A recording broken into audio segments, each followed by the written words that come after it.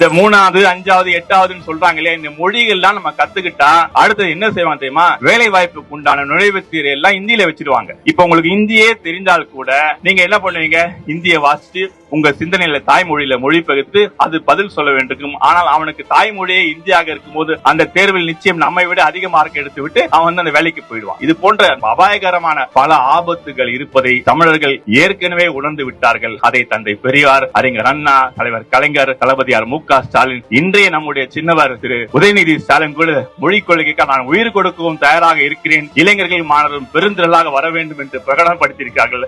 அந்த எழுச்சியை பார்த்து பாஜக இன்று மீண்டும் கதி கலங்கி இருக்கிறது. நாம் தெரியாம தேன்கூட்டுல கை வச்சிட்டோம் போல இருக்கு. நான் சொன்ன இல்லையா, அப்படியே உரசி பாக்குறாங்க. இவங்களுக்கு இதெல்லாம் முன்னாடி மாதிரி இல்ல, விட்டுட்டு போயிடுவான்னு நினைக்கிறாங்க. ஆனால் தமிழர்கள் இயல்பிலேயே மொழி பற்று பிறரை விட பன்மடங்கு மிகுதியானது.